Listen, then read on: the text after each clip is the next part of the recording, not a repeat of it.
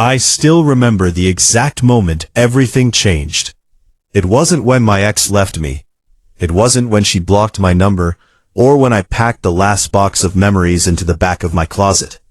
It was 6 months later, standing outside a small apartment building with a pickup truck full of moving boxes, when her younger sister looked me straight in the eyes and quietly said, "You should have been mine."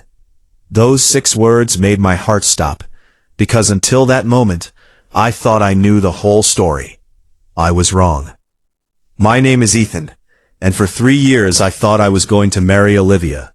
We met during our final year of college. She was confident, funny, and the kind of person who could make strangers feel like old friends. I fell hard. We built dreams together, an apartment with a balcony, a golden retriever, weekend road trips, and eventually a family. Her family welcomed me almost immediately. Her parents treated me like a son. Her dad insisted on calling me champ, even after I asked him to stop. Her mom never let me leave without leftovers. Then there was her younger sister, Lily. She was 2 years younger than Olivia, and completely different. While Olivia loved parties, Lily preferred quiet bookstores and coffee shops. Olivia filled every silence with conversation. Lily listened more than she spoke. Whenever I visited, Lily usually sat on the porch reading or sketching in a notebook. She was kind. Almost too kind. I never thought much about it, because she was simply my girlfriend's little sister. Over time, we all became comfortable around each other. Sometimes Olivia would be running late, and Lily would keep me company. We'd talk about books, movies, music, and life. She had this way of asking questions that made you feel like your answers actually mattered. "You always think before you speak," she once told me. "I just don't like saying things I don't mean." She smiled. I wish more people were like that. Back then, I didn't understand why that compliment stayed with me. Then, everything fell apart. It started with small arguments. Olivia worked long hours at a marketing agency. I had just started my own construction business. Stress followed both of us home. Little disagreements became weekly fights. "You care more about work than us," she'd say. "I'm trying to build our future." What future? The words stung. Eventually she admitted something I never expected. "I don't think we're the same people anymore." Just like that, 3 years disappeared. No cheating, no screaming, just 2 people walking away. It somehow hurt even more. The breakup wasn't ugly, it was simply heartbreaking. I stopped visiting her family because it felt wrong. A few weeks later, I received a message from her mother. "I'm sorry things ended the way they did. We'll always care about you." I thanked her, but kept my distance. It was healthier that way. Or at least, I thought so. Life slowly moved on. My business started growing.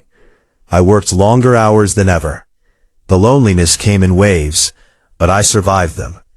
Then, one Saturday morning, my phone buzzed. The name on the screen surprised me. Lily. I stared at it for several seconds before answering. "Hello?" Her voice sounded nervous. "Hi, I hope I'm not bothering you." "No, what's up?" "I know this is a strange favor." I waited. "I'm moving today." "Okay." "The moving company canceled this morning." "I'm sorry." There was a long pause. I don't really know who else to ask. I looked at the calendar. I had nothing urgent planned. "You need help?" "If you don't mind." I hesitated. Helping my ex's sister felt complicated, almost inappropriate. Maybe she sensed my hesitation. "It's okay if you'd rather not." Something in her voice reminded me of every conversation we'd ever had. Quiet, honest, "I'll help." She let out a relieved laugh. "Thank you." 2 hours later, I pulled my truck into the parking lot outside her apartment. She walked outside wearing jeans, an oversized gray sweatshirt, and her hair tied into a messy ponytail. She looked exhausted. Dark circles rested under her eyes. "You came." I said I would. She smiled. I know. It was the first genuine smile I'd seen from anyone connected to that family in months. Her apartment wasn't large, mostly books, plants, art supplies.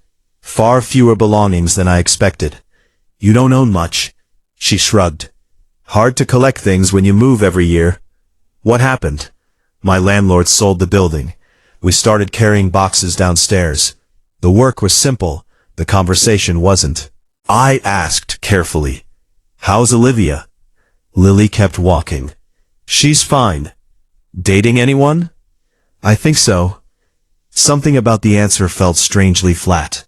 I didn't push further. We loaded furniture for nearly 3 hours. Around lunchtime, she handed me a sandwich she'd packed herself. "You remembered I hate mustard. You always picked it off." "You noticed?" "I noticed lots of things." She said it casually, but something about those words lingered. We finished loading everything before sunset. Her new apartment was across town. Smaller, but brighter. Once again we carried box after box upstairs. By the time we placed the last one inside, both of us were drenched in sweat. She laughed. "I owe you. You owe me pizza. Deal." An hour later we sat on the floor because she hadn't unpacked any chairs yet. Pizza boxes rested between us. The apartment echoed every time we laughed. For the first time in months, I felt strangely relaxed. "So," she asked, "are you happy?" The question caught me off guard. "I think I'm getting there." "You deserve to be." "What about you?" She looked around the empty apartment. "I'm trying." Silence settled between us. Comfortable silence. Not awkward. Not forced. Just peaceful. Then she surprised me. "Can I ask you something?" "Sure." "Yeah? Did you ever hate Olivia?" I thought carefully. "No." "Really?" "I was hurt." "That's different." She nodded slowly. "I don't think she realizes how lucky she was." I laughed softly. "I wasn't perfect. You didn't have to be." Her eyes met mine for only a second before looking away. "I saw how you loved her." I didn't know what to say. She stood and walked toward the kitchen. "I'll make coffee." While she filled the kettle, I noticed a picture frame sitting face down on the counter. Without thinking, I picked it up. It wasn't a family photo. It was an old picture from 4 years earlier. Olivia, her parents, Lily, and me. I smiled. I forgot this existed. She froze. I almost threw it away. "But you didn't." "No." "Why?" She looked down into her coffee mug. I couldn't. Something in her voice felt heavier than nostalgia. Before I could ask, her phone rang. She glanced at the screen. Her expression immediately changed. "I should take this." She stepped onto the balcony. I wasn't trying to listen, but through the open door, I heard shouting. "Olivia."